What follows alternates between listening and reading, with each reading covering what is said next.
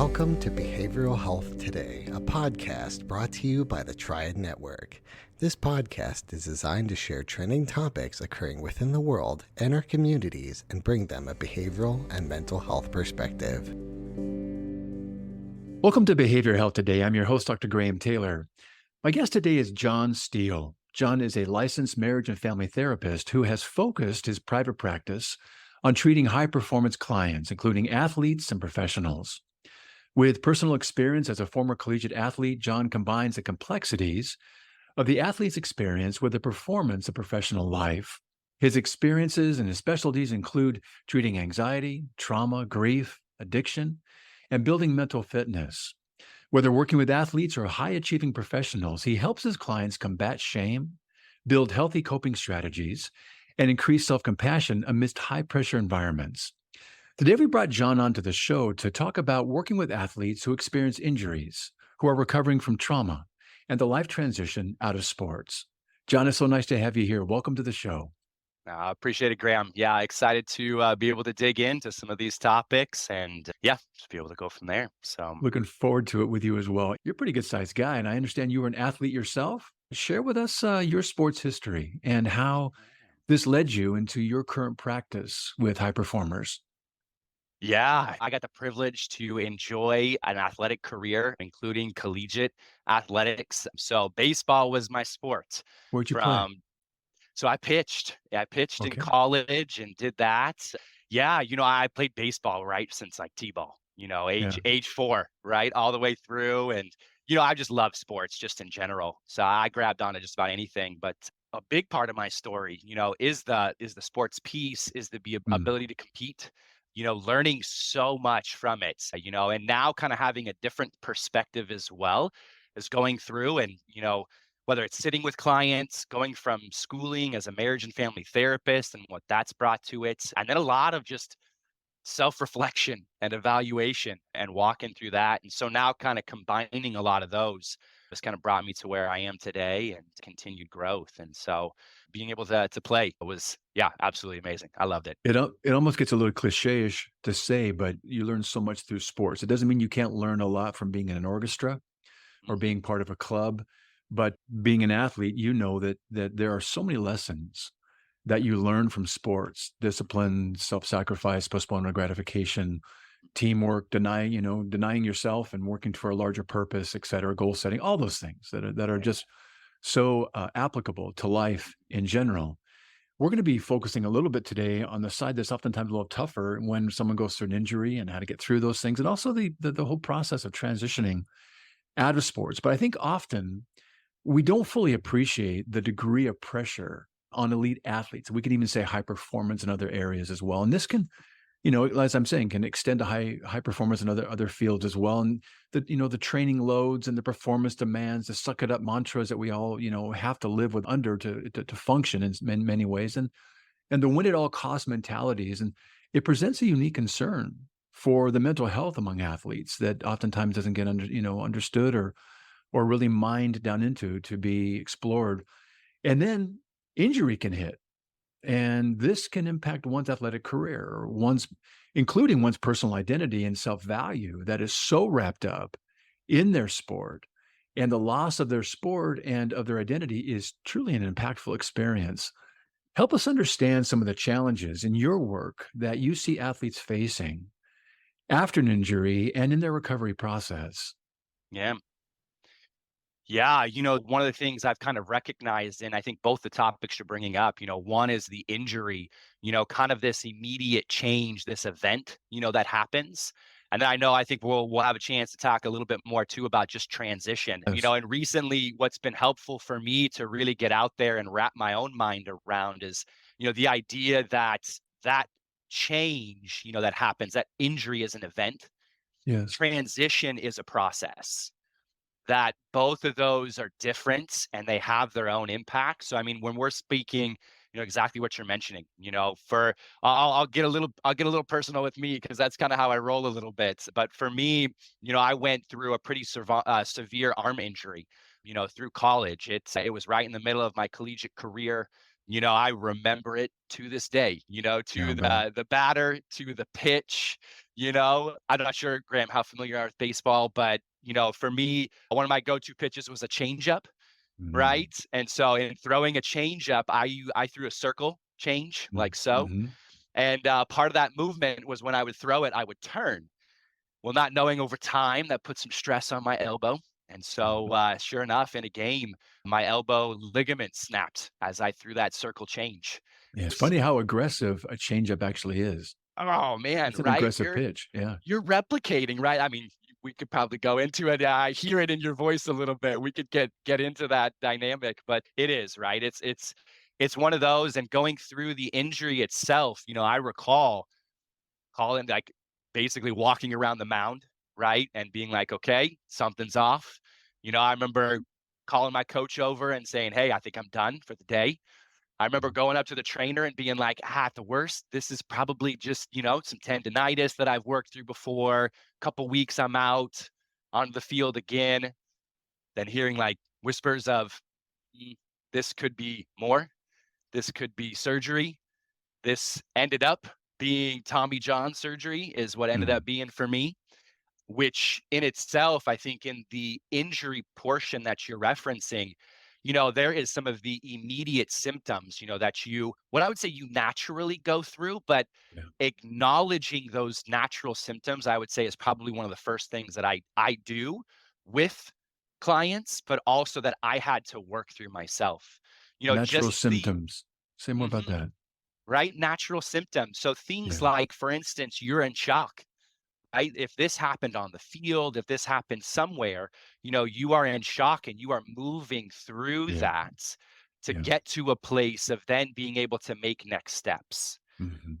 And so I recall that, like there was a dizzy room that was happening in that trainer room, right? Yeah. I can just pull myself back into that and recognize a lot of it is the what ifs, right, that start to kick in, Yeah. and so as you're walking through the physical, Yeah. not only the arm injury, but if we're focusing on the mental health aspect of it, Yeah. you're talking about the impact of what anxiety does to your body, and as you're walking through those symptoms, one thing I recognized is being able to acknowledge those without judgment is a huge part of it. Is just being able to say, this is what I'm going through in Mm. this moment. This is Mm. what I'm experiencing. Not that this is what I shouldn't be experiencing. I Mhm. can't go down that road. Mhm. It's really this is me. This is where I'm at. Right. And the ability to accept that moment Yeah. is probably one of the biggest things that I start with in regards to walking somebody through injury. I like that idea. It's almost a subject object relationship where, Mhm. the subject is us and the object is the experience, and how we get to hold a grounded sense of ourselves, but we're looking at something else, something that we're in without having to be so wrapped up in it. Yep. In those moments, a lot can come with it. There can be, the loss, maybe some of the rejection you're talking about, maybe things like anxiety, or maybe even one kind of getting down on themselves, maybe even a shame-based, stance that they might start taking. Talk about some of the things that can be not so ideal in terms of Mhm. one's response. Yeah, I think you hit on definitely a bunch of those. And I think one of them to pinpoint is really probably the shame.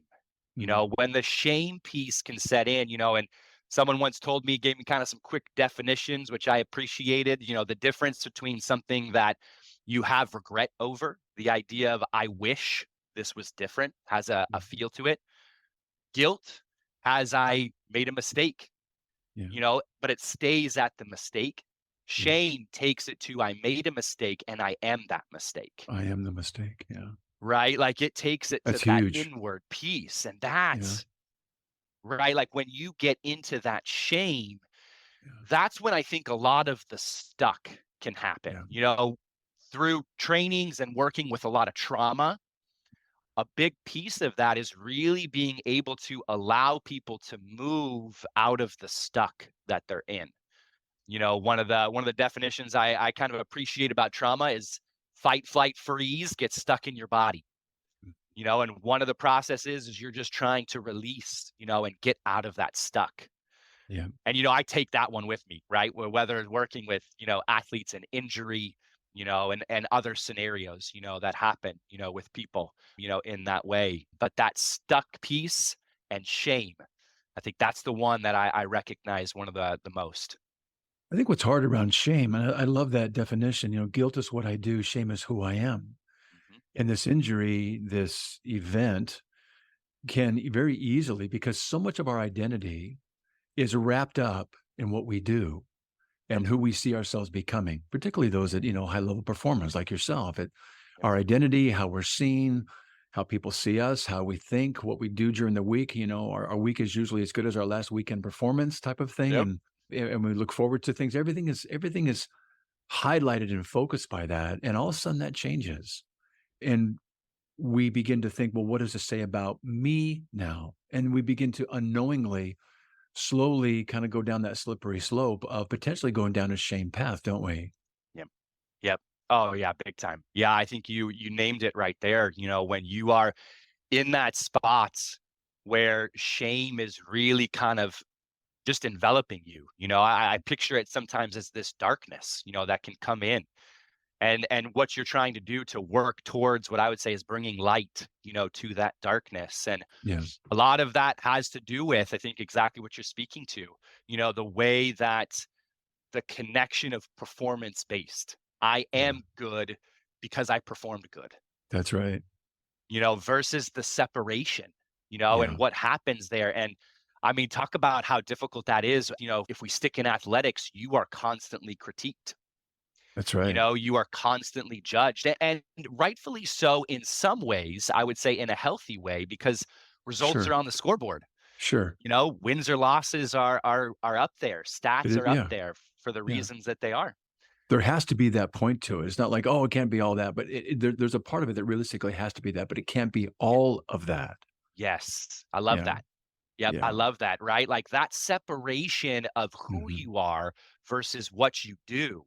I Yeah. think, it took me a while at times. I still struggle with that, right? Yeah. But, it took me a while to really separate that one for myself. Yeah. And as I started to do that, and this was, post collegiate career, Yeah. looking back, going through some of the journey that I have to where I am today, as I've seen that, there has been much more of a freeing experience Yeah. to where shame, right, can just hold on to you and grip you in these ways and create that stuck versus what it means to really be able to separate and kind of experience more freedom. So, I really appreciate that description. You're talking about, I think a couple of things come to mind: shame versus guilt, who I am versus what I've done. And this idea also maybe extending it a wee bit to a couple of areas. We look at goals, and we can, and sports tend to be kind of performance based, outcome based goals. You're as good as how many points you scored. You're as good as how many strikes you threw.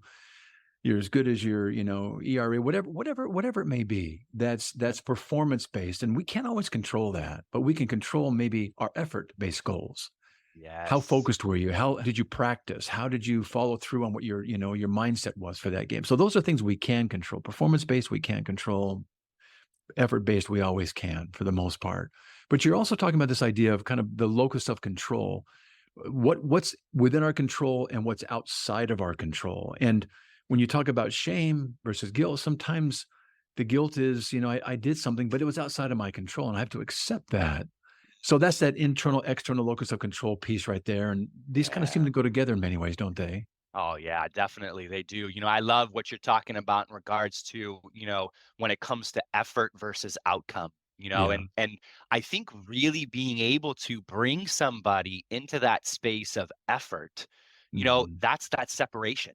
That's Yeah. that separation, that the outcome is there, and like you're saying, outcome is pretty much out of your control, Yes. in that sense, as best as you can do. And so, when you're speaking about that spot, when it comes to outcome itself and the control piece, one of the exercises that I've run through before, a helpful tool is just this idea of prioritizing control. What's in your control and what's out of your control. Mm-hmm. There's this little graph, that I've used before, a 4 quadrant, And one of them, says control. And really, you're trying to simplify it as much as possible and just answer the question yes or no. Yeah. The other part on the bottom is essentially time, the Mm. duration, yes, this is in my control, and yes, it needs to be done today, Yeah. like that kind of thing. And then being able to eliminate for that period of time the other three boxes, right? So you're trying to stick it in that one box that says yes, and it's important, you know? And I think that tool I've recognized in its simplicity, it's something that says, hey, let's be able to take a breath, settle in, and focus in on that one quadrant. Yeah. Allow the others for this moment to move their way through and let go of those. Right. And let's get into that one section right there. I think that idea of kind of right sizing reality Mm, can be very freeing, because a lot yeah, of times as athletes, you don't limit yourself. You think about what can be, and you think outside of the box a lot, which is a necessary piece too. yeah. But like you said, there are times when we need to think not necessarily inside the box in an inhibited way, but sometimes right sizing reality is actually very freeing. We don't have to put the same pressures on ourselves. We get to be in a moment with the reality based that, well, this is what it is. And what kind of effort can I bring to this? And, as you talk about the effort around this, I know that an athlete's mindset is everything in their performance success and recovery, both mentally and physically. When you think about it, it's another effort based opportunity for people to see that, Love hey, it. this is what you did in your sports. This gets to be the same kind of effort. How do you help folks mentally and emotionally prepare to enter that recovery journey, maybe even in an effort-based way? Mm. Yeah, that's a great point, and a great question in regards to focusing in when somebody is leading into, the recovery process. I think, a part of that process I've recognized is, a connection with the acceptance and reality of grief for a Mhm. portion of time that, you have, and the reality is you have lost Yes. something, during that time. And It's kind of the proverbial Kubler-Ross's stages, isn't it? yep, Even after acceptance, there's gonna be a transcendent period, even in recovery, but it's almost framing it like that is what you're suggesting. yeah, yeah, big time, right? That model, the Kubler-Ross, I think, Yeah. being able to bring that at times in front of people to give them a little structure Yeah. in that moment, right? Yeah. When everything feels lost, Yes. and I think that's a part of, that moment when people are leading into, recovery, of taking a moment and saying, hey, it's okay Yeah. to acknowledge this, Right. that loss has happened. I'll throw in a big and, right? And, we are going to work on some practices, to be able to move you through, and in this case, mentally and emotionally, the recovery process. Right. And so one of those, things that I would point towards is more the probably twofold. One is the practice of grounding.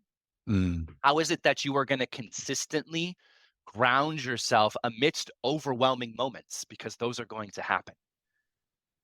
You are going to feel overwhelmed in this process. There is the natural thing of anxiousness that's going to kick in, the what ifs, the out of your control. So, what is it that you do to ground yourself, Yes. to pull yourself from that moment of overwhelm into a place where you can say, okay, let's take this moment.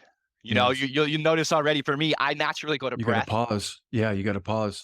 right? So you're talking about pausing in that moment to stop an oftentimes unconscious process that can take you down its road versus you pausing for a moment and choosing in that moment to go down another. Big time. We'll be right back after word from our sponsor.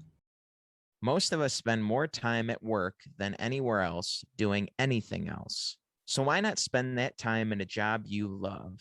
Introducing Triad's Jobs Marketplace, the only job site dedicated specifically to behavioral and mental health professionals.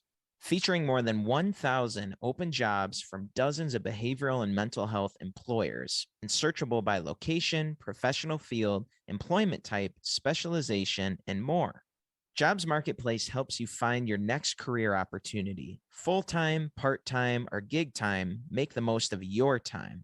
To access Jobs Marketplace, register for your free professional account at hellotriad.com/BHT. That's hellotriad.com/BHT, and then click to Jobs Marketplace. If you're already a member of the Triad community, visit app.hellotriad.com/jobs. That's app.hellotriad.com/jobs. Visit us today and take your next career step tomorrow.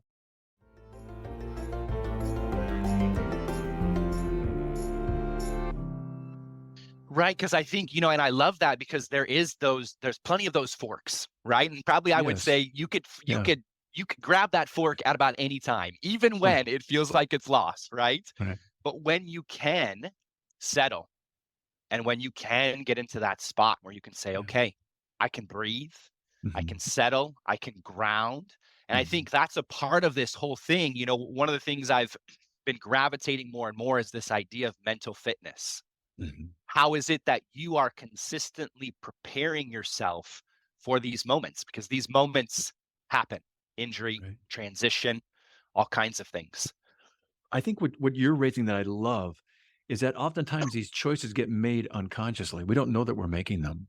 Yep. And what you're saying is we're making the unconscious conscious, the whole idea of therapy, but we can bring this into, any aspect of our lives. And since we're talking about athletes, they can bring it into a conscious awareness of I'm going down this, maybe even this right fork, but along the way, I can be, confronted with a crossroads again. And I get to choose every moment which direction I tend to go. I've got control over that. And if I can effort in the right way, I can transcend this moment into something maybe more resilient, something where I can grow, something where I can be proud of myself. Yep. And I can be in this moment in a very different way, even if the moment sucks. Yeah. Right. Graham, what you were speaking to right there, definitely moved into, and in this case, whether it is the mental fitness piece, Mhm. right, of this moment that you have to be able to choose that actually exists.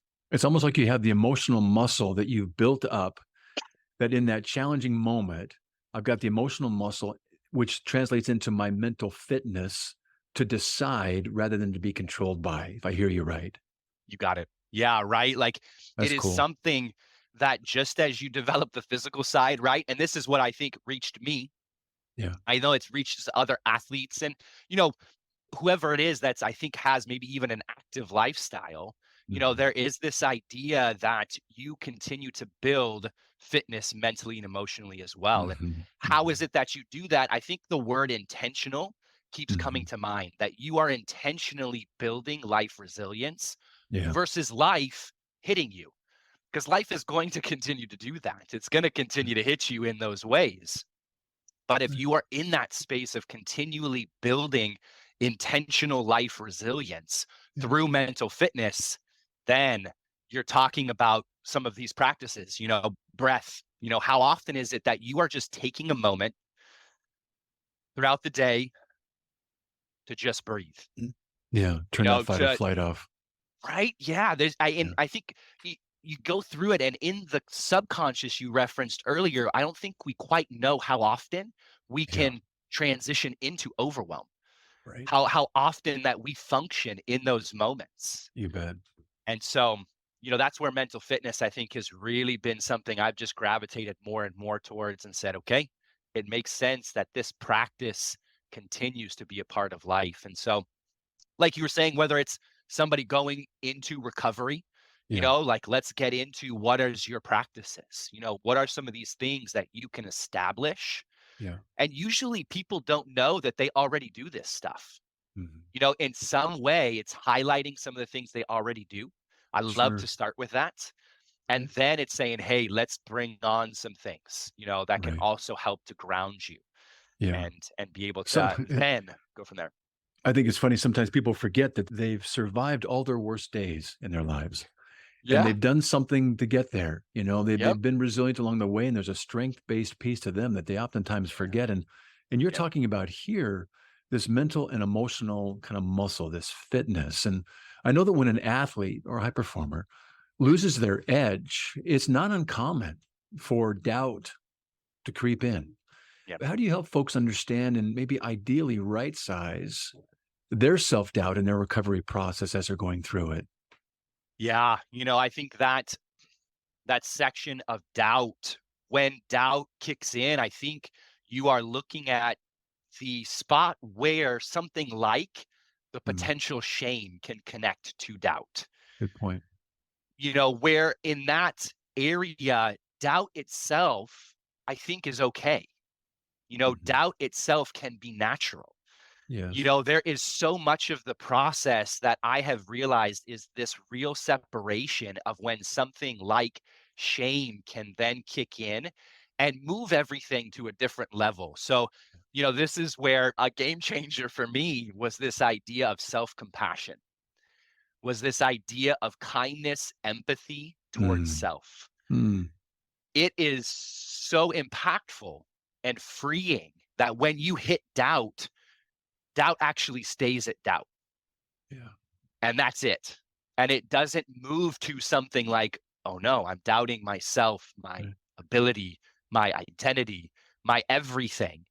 What it does is it says, oh, I see you, doubt. I recognize that there's some reality to that doubt. And I can move through that doubt because of the kindness I can show myself, because of what that does. Instead of, I've latched on, I'll throw one more model here, just one I've been working with and going through is there's this concept of positive intelligence. Guy by the name of Dr. Shirzad came up with a lot of combinations, but one of the things that he brings is this inner dialogue. I love the way that he brings the idea of we have our judges. Everyone has a judge.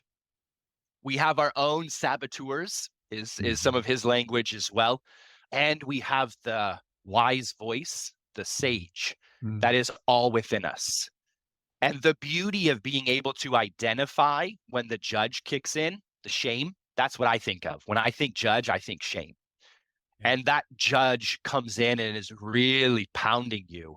And the ability to see it and move towards wisdom and sage instead. And so just recognizing that in those moments that you're talking about, I think that transition is one of the key pieces, that empathy, that kindness towards self that you can really embrace, that sage, that's a part of that process. This is where I think therapy gets to be so helpful, where sometimes folks don't know what they have access to in these types of things, whether it's something they can learn or whether it's something that's already inside of them that they don't recognize and know that they can tap into at any time in a helpful, in a very helpful way through moments like this internal dialogue that's taking place. Most of us don't recognize the internal dialogue is so familiar to us, and it happens just that quickly, and it defines everything. It makes us better or makes us worse. It frees us up or gets us stuck, just like you're saying here. And that self-compassion, empathy. And those are words we toss around. They're good words.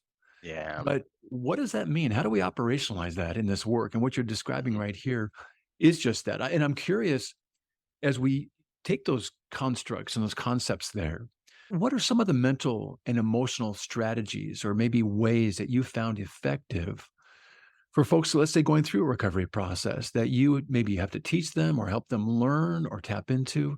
Give us some sense of, for example, you mentioned breath work being one of them, but take us into others.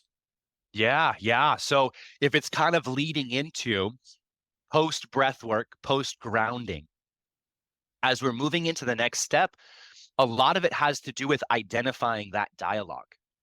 So there will be exercises that I've run before, and the combination of being able to, mostly people hear the judge really clearly. They know that one right away. So I've done some exercises in regards to let's get to know. Let's get to know whether it is, in this case, being able to hear that harmful dialogue. Right. Because I think what I've seen is if you can acknowledge it and if you can identify it, then you can change it. If you can't, then we're talking, we still need to breathe, right? We still need to center, right? We still need to get to that place of being able to say, hey, there it is right there. With the idea of, and in this case, maybe judge or harsh critic in life, one of the things I've seen very impactful is the separation of that you are not that judge. A lot of people in their language, I keep speaking to myself this way, right? I keep sharing, I keep talking about myself this way. And what that means to be able to next step, take that and separate it. Yeah. Be able to say, hey, like, wait a second, let's pause that and let's recognize that could be harmful anxiety talking to you. That could be harmful depression talking to you. That could be some of these other, components talking to you in that way, because I believe that you're different. I believe that you have that wisdom. You have that beauty. You have that strength. You have that resilience that is within you. Yeah. In those moments, you're really introducing folks to a part of themselves that, while they may have tapped into to a degree in their sport, but you're introducing just a whole nother dimension of themselves that they may or not be that aware, but they can really grow and use, kind of maybe in that sage type way you talked about earlier, to really walk them through various aspects of their life. Yeah, it's one of those that I think, combining with what I have learned with the ability to ground, and that's kind of the trauma background, being able to move somebody and being able to help them, move to a place of grounding that then can identify that inner dialogue. Yeah, I think that's probably some of the, the big work, that happens, in those moments. And when you're talking preparing for recovery, when you're talking about preparing for life transition, and that process and what that looks like, being able to identify that dialogue and be able to switch it, and interact with it differently, I think is huge. Yeah. Well, let's transition into transition. This idea that, there are many seasons of an athlete's life, and that at some point one's identity through the athletic lens has to change. All good things come to an end, at some point. And an end doesn't mean necessarily, it has to be tragic. Sometimes it is. And sometimes it's injury related. Sometimes it's just time. Sometimes it's just an aging process, or maybe a change in one's focus or priorities. Yeah. Walk us through some of the ways that you help athletes right size and properly name some of the inherent challenges in the transition process. And how do you walk them through that? Yeah, no, definitely. I think, with that transition model, I've just always appreciated something that I can see, that I can visualize, and that I can also use and say, hey, like, let's take a look at this, because the conceptual piece of it can be so overwhelming, confusing. There's a lot to it. And, with the idea of that transition model or that transition curve, I think there's two pieces that I find myself as a therapist in. One is usually that beginning, and the term is kind of used as an ending. That ending that's there is really that letting go. And I think it's really the mourning process, the grief process that you are walking through. So part of that is really being able to get into that space and say, hey, like, we need to sit with this a little bit. You are in, and I think this is where I was really helpful to go through the difference between maybe injury and that being an event versus this being a process, and being able to kind of reset the expectations a little bit here and say, hey, we're going to be in a process here. This is big. This involves a lot to be able to move through. And first is really this grieving section. There is this spot where you're going to walk through grief symptoms, mourning symptoms, and that's a whole slew, right? Like there's a lot that's there. And so I find myself first being able to share that, being able to sit with that grieving process. Sometimes it's run through a little bit of Kubler-Ross, right? Run through the stages and the steps, of what that looks like. Being able to then get to some of this place of, acceptance, and what that looks like. And then there's this curve portion that happens. And I think in the model itself, you'll see this place, ditch of doubt, I believe is what it's called. I And like take a that. second there, but ditch of doubt comes in. And, it's similar to what we were talking about earlier, right, Graham? Like that spot where, you can Right. move through that doubt, or you can get stuck. And so if you, see again in that kind of transition curve there, there's a cycle, right? And that's that cycle that you could possibly get stuck. Yeah. So there is, right? In those moments, there's a lot that can come up. And I think it also provides a lot of opportunity for change. In some of the grief work that I've done, one of the things that I recognize is grief just changes you. You bet. There is no question that as you walk through it, you're going to change. And ideally, it broadens us. We Yep. become even Right. Beautifully said. Yep. We become even more buffed out, if you will. Yep. We become fuller. I guess it's the whole resiliency. Yeah. Yeah. Literature and support, and I think your message is a positive one, that we get to grow through these times if we choose and learn how and focus on that. Yep. Yeah. That we become intentional, about There we it, and I think that is the beauty of something like, therapy. I'll say it, a decent amount to my clients, but you showing up is a victory in itself. You being bet. here, whether it's on screen, you have intentionally carved this time to sit with, move through, whatever it is that's coming up for you. And in this specific space, when it comes to transition, being able to identify that doubt, sometimes being able to identify that stuck, that overwhelmed, to then be able to move through that. I've appreciated, I think, just the idea of movement, and what it means to just keep moving. I'll throw another personal piece, and this is, one of those things is, as I actually just finished a triathlon this last weekend. It's one of the things that keeps me going. It's something I stumbled upon and years ago, and just kind of love it. And at the same time, every time I get towards the end, I find myself going, I got to keep moving.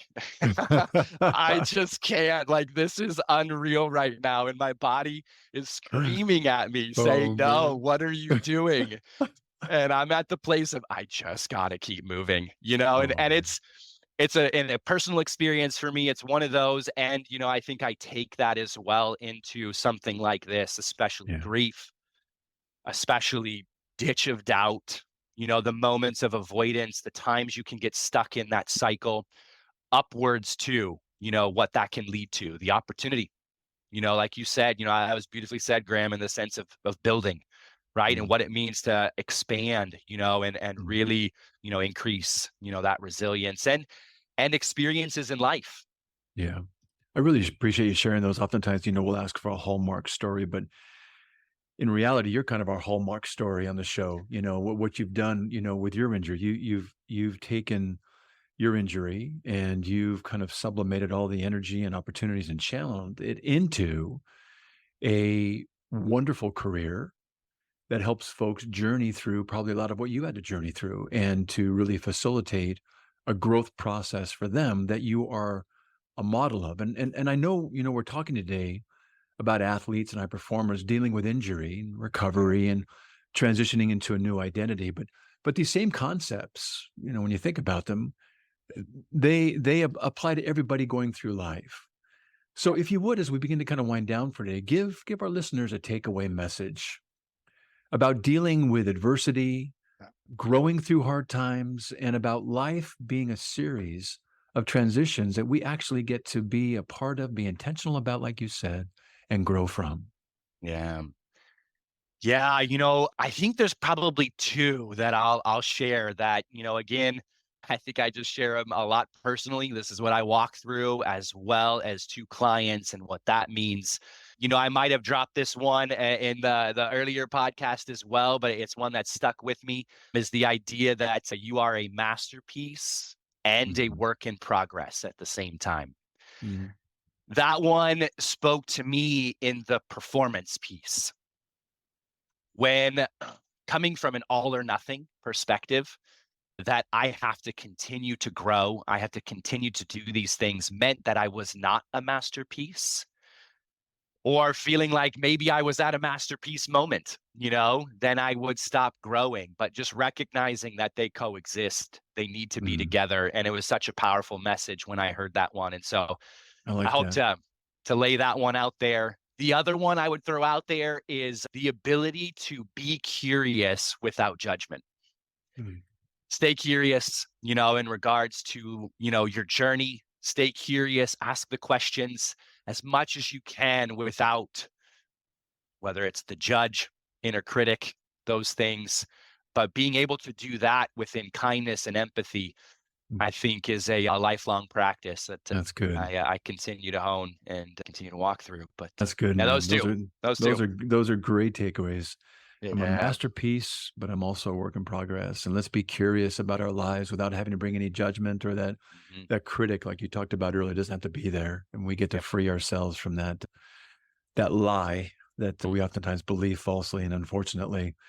John, I would love our listeners to be able to follow up with you after today's show. And would you please give us the best ways for them to contact you? Yeah, definitely. So for me, couple of ways. I've got some access on my website, which is johnsteeletherapy.com. Another one, I'm on Facebook at John Steele LMFT. And then as well, LinkedIn, same, John Steele LMFT.